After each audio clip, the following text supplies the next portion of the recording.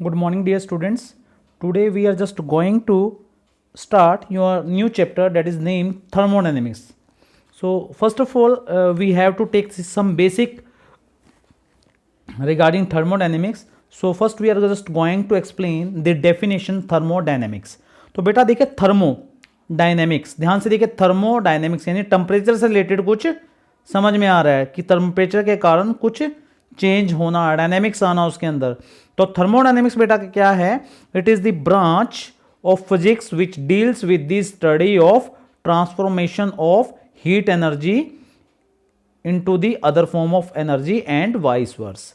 समझ पा रहे हैं? हम कह रहे हैं कि थर्मोडायनेमिक्स क्या है? वो ब्रांच है फिजिक्स की जिसके अंदर हम पढ़ रहे हैं कि अगर हीट एनर्जी को ट्रांसफॉर्म किया जाए तो हीट एनर्जी जो है उससे अलग अलग तरह की एनर्जी बन सकती हैं। क्लियर ये चीज? अब बात ये आती है कि थर्मोडायनेमिक्स के अंदर बेटा जो हमारे माइक्रोस्कोपिक वेरिएबल्स होते हैं वो लिए जाते हैं। मैक्रोस्कोपिकल का मतलब होता है बड़े लेवल के वेरिएबल जिनको हम ऑब्जर्व कर सकें। माई मीन टू से अगर हम बात करें एटम की, तो एटम्स के अंदर की चीजों को हम नहीं देख सकते क्योंकि उसका साइज क्या है बेटा? बहुत बड़ा है। क्लियर हो रही है बात? उसका साइज क्या है बेटा? बहुत बड़ा है, इसलिए हम उसको डील नहीं कर सकते। लेकिन अगर हम बात करें जैसे प्रेशर की, वॉल्यूम की, मास की, टेम्परेचर की, तो इसको हम ऑब्जर्व कर सकते हैं। These are the macroscopical variable. तो हम जो थर्मोडायनेमिक्स है बेटा, इसके अंदर कोई भी फोर्स, राइट, फोर्स, टॉर्क, इन चीजों के बारे में नहीं पढ़ेंगे। एटम्स के बारे में नहीं पढ़ेंगे, एटम्स में फोर्स लगा, क्या लगा, कैसे लगा। हम केवल और केवल यहां पर pressure, volume, temperature, mass and combinations के बारे में पढ़ने वाले हैं, राइट। अब जो हमारा नेक्स्ट टॉपिक है, उसमें नेक्स्ट टॉपिक की अगर हम बात करें तो हमारा आता है थर्मल इक्विलिब्रियम। देखिए थर्मल का मतलब होता है टेम्परेचर से बात हो रही है। थर्मल मतलब टेम्परेचर। इक्विलिब्रियम मीन क्या है कि उसका इक्विलिब्रियम आना, यानी किन्हीं भी दो गैसेस का टेम्परेचर बराबर आ जाना, तो हम उसको क्या बोलते हैं? Thermal equilibrium, right. तो हमने क्या बोल दिया कि सबसे पहले तो कुछ चीजें इसकी बेसिक्स हमें पता होनी चाहिए। देखिए फर्स्ट है कि हम जो थर्मोडायनेमिकल सिस्टम होता है वो क्या होता है? थर्मोडायनेमिकल सिस्टम हमारा क्या होता है? अगर आपने देखा हो कि एक कमरे के अंदर हमने सेंट स्टिक को जला दिया तो पूरे कमरे में खुशबू हो जाती है, तो इसका मतलब जो हमारा पूरा कमरा है वो सेंट स्टिक के पार्टिकल से भर गया है, राइट। तो थर्मोडायनेमिकल वेरिएबल्स, थर्मोडायनेमिकल सिस्टम क्या होता है? ये लार्ज नंबर को कंटेन करता है, चाहे वो एटम्स हो चाहे वो पार्टिकल्स हो। अब ये जो सिस्टम है ये सॉलिड भी हो सकते हैं, ये सिस्टम गैस भी हो सकते हैं, और ये कॉम्बिनेशन भी हो सकते हैं सॉलिड और लिक्विड का, लिक्विड और गैस का। क्लियर? तो थर्मोडायनेमिकल सिस्टम बेसिकली क्या है? A thermodynamical system is a large number of particle system है। इसके अंदर काफी सारे पार्टिकल्स हैं। अब हम चलते हैं थर्मोडायनेमिकल सिस्टम कब इक्विलिब्रियम में होगा। तो हमने लिखा when macroscopic variable like pressure, volume, temperature, mass and compositions that characterize the system do not change with time. समझ पा रहे हैं? हालांकि मैंने अभी थोड़ी देर पहले आपसे बात की टेम्परेचर की, क्योंकि थर्मल का मतलब बेटा टेम्परेचर ही है, राइट। थर्मल का मतलब क्या है? टेम्परेचर का है। लेकिन जो थर्मोडायनेमिकल सिस्टम है, सिस्टम देखिए सिस्टम को कौन बताता है? सिस्टम को बताने वाले हमारे पास जो वेरिएबल्स हैं, वो वेरिएबल्स क्या हैं जो सिस्टम को कैटेगराइज करते हैं, मतलब जो सिस्टम को बनाते हैं वो क्या हैं? आपके प्रेशर है, वॉल्यूम है, टेम्परेचर है, मास है, कंपोजिशन है। अगर ये चेंज नहीं होते तो सिस्टम कैसा होगा बेटा? थर्मोडायनेमिकल इक्विलिब्रियम में होगा। थर्मोडायनेमिकल इक्विलिब्रियम, देखो नाम क्या है? थर्मोडायनेमिकल। डायनेमिकल का मतलब मोशन होता है, लेकिन साथ में क्या है? इक्विलिब्रियम है। मोशन में होने के बावजूद भी वो इक्विलिब्रियम में होगा। तो इसकी बारे में हम समझते हैं कैसे बेटा। ध्यान से देखिएगा, हम थोड़ा सा इसको एग्जाम्पल के तौर पे आप अपनी लैंग्वेज में लेंगे इसको। तो देखिए बेटा हमारे पास दो गैसेज हैं। एक गैस ए है जिसके अंदर प्रेशर पी ए है और इसका वॉल्यूम कितना मान लिया हमने? वी ए मान लिया। समझ पा रहे हैं कि मतलब कुछ ना कुछ प्रेशर होगा इसके अंदर। जैसे आप इंजेक्शन को दबा देते हैं तो उसके अंदर कुछ होगा, और ज्यादा दबाएंगे तो और ज्यादा प्रेशर होगा। तो हमने मान लिया इसका जो स्टेट है वो हम किससे रिप्रेजेंट करते हैं? P A and V A से। समझ पा रहे हैं? उसी प्रकार से इसकी स्टेट किससे करेंगे? पी बी और वी बी से, यानी इसका प्रेशर पी बी है और वॉल्यूम क्या है? वी बी है। तो दो अलग अलग तरह की हमने गैस ले ली और उनके बीच में आइडियाबैटिक वॉल लगा दी। अब ये आइडियाबैटिक वॉल क्या होती है? ऐसी दीवार जो इसकी हीट एनर्जी को इसमें ना जाने दे और इसकी हीट एनर्जी को इसमें ना जाने दे। समझ पा रहे हैं? ऐसी दीवार जो इसकी एनर्जी को इसमें ना जाने दें, हीट एनर्जी को इसकी एनर्जी को इसमें ना जाने दें, तो ऐसी वॉल को हम क्या बोल देते हैं, आइडियाबैटिक वॉल बोल सकते हैं। क्लियर हो रही है बेटा? तो हम अब ये कह सकते हैं कि इस इंसुलेटिंग वॉल के कारण कुछ भी हीट ए से बी में ट्रांसफर नहीं होगी, ए से बी में ट्रांसफर नहीं होगी। लेकिन दूसरे ही डायग्राम को अगर हम ध्यान से देखें तो यहां पर डायाथर्मिक वॉल है। अब डायाथर्मिक वॉल का मतलब कहता है कि ये वाली हीट जो है, ए की हीट इसमें ट्रांसफर होगी, इसकी हीट इसमें ट्रांसफर होगी, और एक ऐसा सिस्टम होगा जहां पर टेम्परेचर दोनों गैसेस का कुछ टाइम बाद क्या हो जाएगा, बराबर हो जाएगा। तो हमने यहां पर लिखा भी है कि कंडक्टिंग वॉल होती है। ये कैसी वॉल होती है बेटा? कंडक्टिंग वॉल होती है, जो अलो करती है हीट एनर्जी को to flow from one gas to the another. Clear होगी बेटा यहां पर? अब जब ऐसा होगा कि इसमें से कुछ एनर्जी इसमें ट्रांसफर होगी, इसकी एनर्जी इसमें से ट्रांसफर होगी, और एक इक्विलिब्रियम रीच हो जाएगा जहां पर फर्दर जो ये कॉन्टिन्यूएशन है हीट एनर्जी का ये नहीं होगा, तो उस केस में इसका टेम्परेचर और इसका टेम्परेचर बेटा क्या हो जाएगा, बराबर हो जाएगा। जब इसका टेम्परेचर और इसका टेम्परेचर जब बराबर होगा, देन एट दैट मोमेंट हम कह सकते हैं कि ये थर्मल इक्विलिब्रियम में है। क्लियर? ये क्या हो जाएगा, थर्मल इक्विलिब्रियम में हो जाएगा। तो फर्स्ट ऑफ ऑल तो आपको यही नोट करना है बेसिक थर्मल इक्विलिब्रियम क्या होता है। वैसे बात टेम्परेचर की ही आई है लास्ट में, लेकिन हम ये कहते हैं कि प्रेशर, वॉल्यूम और जो टेम्परेचर, देखिए अगर मान लें हम बात करें इसका प्रेशर, जब हम इस इंसुलेटिंग वॉल में है तो प्रेशर हमारा क्या रहेगा, मेंटेन रहेगा। तो हम ये कह सकते हैं कि यहाँ पर हमारा टेम्परेचर जो है वो इक्विलिब्रियम में आ जाएगा। क्लियर है बेटा? इसको नोट डाउन करें। इसके बाद जो आता है आपका आता है जीरोथ लॉ ऑफ थर्मोडायनेमिक्स।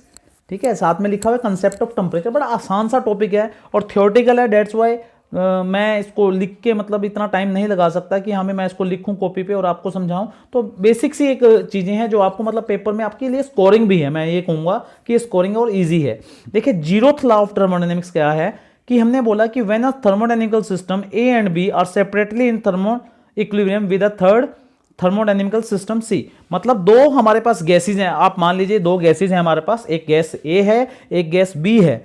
अब जो ए गैस है वो सी गैस के साथ थर्मल इक्विलिब्रियम में है। माई मीन टू से दोनों का टेम्परेचर क्या है, लगभग सेम है। उसी प्रकार से बी और सी का भी क्या है, बराबर है। अगर ऐसा है ए का टेम्परेचर सी के बराबर है और बी का टेम्परेचर सी के बराबर है, तो हम ये कह सकते हैं ए और B are also in thermal equilibrium with each other.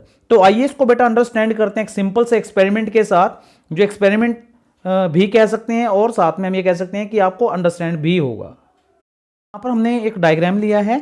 इस डायग्राम के अंदर ध्यान से देखिए, ये जो हमारी वॉल है ये डायाथर्मिक वॉल है और ये जो है ये इंसुलेटिंग वॉल है। तो देखिए ए में गैस है, कोई भी गैस, इसका जो वेरिएबल स्टेट्स होंगी, थर्मोडायनेमिक स्टेट्स होंगी वो पी एंड वी होंगी। उसी प्रकार से इसकी भी पी एंड वी होंगी। माई मीन टू से क्या होगी, P1 V1 और इसकी P2 V2। अब जब ये डायथर्मिक वॉल है तो ये डायथर्मिक वॉल जो होगी वो इसके साथ क्या करेगी, अपनी हीट को अलाउ करेगी चेंज होने में। उसी प्रकार से इसकी करेगी इसके साथ, बी और सी के साथ। इन दोनों का टेम्परेचर जब बराबर हो जाएगा तो इन दोनों का भी टेम्परेचर क्या हो जाएगा, सी के बराबर हो जाएगा। जब ए का टेम्परेचर सी के बराबर होगा और बी का टेम्परेचर सी के बराबर होगा तो ऑटोमेटिकली अगर हम चेक करें तो ए का टेम्परेचर भी बी के बराबर होगा। तो सिर्फ और सिर्फ अगर हम बात करें कि यहां पर क्या चीज हो रही है, हम यहां पर कह रहे हैं कि physical quantity which determine whether or not a given system A in thermal equilibrium with another system B is called temperature. तो टेम्परेचर ही चेंज हो रहा है हमारा। अब टेम्परेचर जब चेंज हो रहा है बेटा तो ध्यान से देखेंगे, एक और नई चीज आई हमारे पास यहां पर, there exist a scalar quantity called temperature which is a property of all thermodynamics system such that equality of temperature is only condition, ध्यान से देखिए, it is the only condition for thermodynamical system to be in thermal equilibrium। तो ये एक simple सा example है, आपको note down करना है, छोटी सी डेफिनेशन है, पता होनी चाहिए आपको। क्लियर? बेसिक चीजें भी आती हैं बेटा इसके अंदर, वो अगर आप ध्यान से देखें, थर्मोडायनेमिकल स्टेट वेरिएबल्स। अब स्टेट वेरिएबल्स क्या हैं, देखिए थर्मोडायनेमिक स्टेट किससे पता चलती है, आपको पता है, अभी मैंने बताया पीवीटी, मास एंड कंपोजिशन। समझ पा रहे हैं, Pvt and mass and composition. ये चीजें चेंज होती रहती हैं, कभी पी चेंज हुआ, कभी वी चेंज हुआ, कभी टेम्परेचर चेंज हुआ, and on the behalf of that we will study the thermodynamical system. तो इनको हम बोल देते हैं थर्मोडायनेमिकल स्टेट वेरिएबल। अब इक्वेशन ऑफ स्टेट क्या होती है, इक्वेशन ऑफ स्टेट वो स्टेट होती है जिसके द्वारा हम किसी भी वेरिएबल्स को किसी के साथ कनेक्ट कर सकते हैं। तो for example equation of state of an ideal gas represented by PV is equal to mu R T. मैंने यहां पर लिखा PV is equal to mu R T. Mu क्या है, कई जगह पे ये एन आर टी होता है तो नंबर ऑफ मोल्स होता है, म्यू आर क्या है, गैस कांस्टेंट है फॉर 1 मोल ऑफ गैस। तो आपको याद रखना है कि PV is equal to mu R T होता है हमारे पास। अब इसमें भी दो चीजें दे दी, एक्सटेंसिव और extensive state variable, extensive and intensive state variable. Extensive system क्या होता है बेटा, जिसका साइज, वो वेरिएबल चेंजेस होते हैं with the size of system, ठीक है, but intensive variable do not change. तो extensive variable changes with the size of system, ये साइज ऑफ सिस्टम में चेंज हो जाते हैं। तो ध्यान से देखें, अगर हम बात करें हमारा पास जैसे वॉल्यूम है, मास है, इंटरनल एनर्जी है, अगर दो सिस्टम, ध्यान से देखिए कि अगर एक गैसेस सिस्टम की थर्मल इक्विलिब्रियम को डिवाइड कर दिया जाए 2 पार्ट्स में, अगर 2 पार्ट में डिवाइड कर दिया जाए तो क्या होने वाला है, उसका वॉल्यूम, उसका मास, इंटरनल एनर्जी भी आधे हो जाएंगे कि नहीं बेटा, बिल्कुल आधे हो जाएंगे। अब ये चेंज हो रहे हैं with the size of system, ठीक है। लेकिन अगर हम बात करें डेंसिटी की, उसके टेम्परेचर की, उसके प्रेशर की, तो वो बेटा हाफ नहीं होंगे, रिमेन अनचेंज्ड होंगे। तो हम उसको क्या बोल देंगे, intensive state variable, intensive state variable. Note down करेंगे बेटा इस चीज को भी।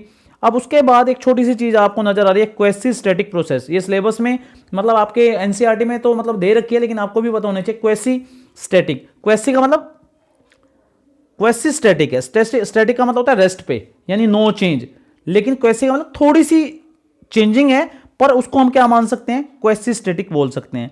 तो ऐसी स्टेट, ध्यान से इसको पढ़िएगा, अ प्रोसेस और a change in state variable of a thermodynamical system which is infinitely slow is called quasi static process. आपको ज्यादा इसकी उस चीज में नहीं, डीप में नहीं घुसना, आप समझिए कि अगर चेंज आ भी रहा है, मान लीजिए प्रेशर में चेंज आ रहा है, एक्सटर्नल प्रेशर जो है उसके बिल्कुल आसपास रिजल्ट आ रहा है, तो आप कहोगे चेंज क्या है, नेग्लिजिबल है, तो स्लो चेंज, ठीक है। टेम्परेचर में चेंज आ रहा है, बाहर के टेम्परेचर में, और इसमें थोड़ा सा स्लाइटली चेंज आ रहा है, तो हम कहेंगे नेग्लिजिबल। ऐसा नहीं कि बाहर का टेम्परेचर तो 50 डिग्री है और हमारा यहां 30 डिग्री है, तो हम कहेंगे नहीं बराबर है, स्टैटिक है। नो, स्टैटिक नहीं होगा। लेकिन अगर कहीं बाहर का 50 है और हमारा 49 पॉइंट समथिंग आ रहा है, तो हम उसको क्या बोलेंगे, नियरली स्टैटिक बोलेंगे। और ऐसी स्टेट को हम क्या बोल देते हैं, क्वेसी स्टैटिक स्टेट बोल देते हैं। अब इसके यूज क्या है, क्यों ऐसा लिया गया, देखिए हर थर्मोडायनेमिकल सिस्टम जो है उसमें अगर हम बात करें कि जितने भी प्रोसेस हैं, अगर हम बात करें कि इतने सारे वेरिएबल्स हैं वो चेंज होंगे, तो कुछ चीजें ऐसी हैं जो नॉन इक्विलिब्रियम होती हैं, क्लियर, नॉन इक्विलिब्रियम स्टेट्स होती हैं, उनको हैंडल करना बड़ा मुश्किल हो जाएगा। समझ पा रहे हैं, जैसे मान लो बहुत बड़ी टेम्परेचर चेंजेस आ रहे हैं, तो हम उसको क्या करेंगे, उसको स्लाइडली तोड़ तोड़ के चलेंगे, मतलब T1 से T2, T2 से T3, T3 से T4, इनमें धीरे धीरे धीरे चेंजेस लाएंगे, जिसको हम बोलेंगे हम स्टैटिक स्टेट में चल रहे हैं, कि कोई चेंज आ ही नहीं रहा। क्लियर, जब कोई चीज चेंज नहीं आएगा तो हम उसको क्या मान के चलेंगे, आइसोथर्मल प्रोसेस लेके चलते हैं। तो ऐसे हम धीरे धीरे चलते जाएंगे और लास्ट स्टेज जहां पर हमें टेम्परेचर को लेके जाना है, जितना टेम्परेचर हमें चाहिए वहां तक हम पहुंच जाएंगे। क्लियर बेटा, ये भी नोट डाउन हो गया आपका। अब उसके बाद छोटी छोटी बेसिक सी चीजें आपको पता होनी चाहिए। देखिए थर्मोडायनेमिकल प्रोसेसेस होती हैं, पहली क्या है, आइसोथर्मल प्रोसेस है। आइसोथर्मल प्रोसेस वो प्रोसेस होती है जो कांस्टेंट टेम्परेचर पे होती है, कांस्टेंट टेम्परेचर पे होती है। आइडियाबैटिक वो होती है जिसके अंदर अभी हमने बताया कि कोई हीट ना तो बाहर जाएगी और ना बाहर से अंदर आएगी, मतलब ना तो हीट लीव करेगी और ना ही एंटर आएगी। ऐसे थर्मोडायनेमिक सिस्टम को हम क्या बोल देते हैं, आइडियाबैटिक प्रोसेस बोल देते हैं। और आइसोबेरिक क्या होता है, ऐसी प्रोसेस जिसके अंदर कांस्टेंट प्रेशर लिया जाए तो आइसोबेरिक होगा। आइसोकोरिक एंड आइसोवॉल्यूमिक क्या होगा, जिसके अंदर प्रोसेस अक्कर करेगी कांस्टेंट वॉल्यूम पे। ठीक है, तो बेटा यहां तक ये बेसिक्स था, इनको आप पढ़िएगा, इनके नोट्स बनाइएगा। नेक्स्ट लेक्चर के लिए be ready. Thank you very much.